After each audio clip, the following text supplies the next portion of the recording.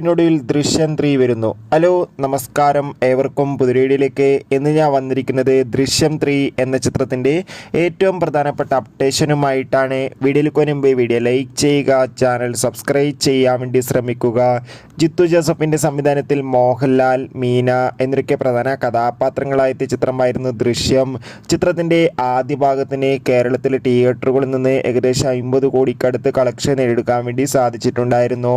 എന്നാൽ ദൃശ്യം 2 എന്ന ചിത്രം ആമസോൺ പ്രൈം വീഡിയോസ് എന്ന OTT പ്ലാറ്റ്ഫോമിലൂടെ ഡയറക്റ്റ് OTT റിലീസ് ചെയ്തിട്ടുണ്ടായിരുന്നു. ഇപ്പോൾ ഏവരും ഏറെ ആകാംക്ഷയോടെയാണ് ദൃശ്യം 3 എന്ന ചിത്രത്തിൻ്റെ ഓരോ അപ്ഡേഷനും അറിയാൻ വേണ്ടി കാത്തിരിക്കുന്നത്. അങ്ങനെ കാത്തിരിപ്പിനോടിൽ ചിത്രം അടുത്ത 2025 തന്നെ തിയേറ്ററുകളിൽ എത്തുമെന്നാണ് റിപ്പോർട്ടുകൾ സൂചിപ്പിക്കുന്നത്. എന്നാലും ചിത്രത്തിൻ്റെ ഷൂട്ടിംഗ് ഒക്കെ ഉടൻ തന്നെ ആരംഭിക്കുമെന്നാണ് റിപ്പോർട്ടുകൾ സൂചിപ്പിക്കുന്നത്.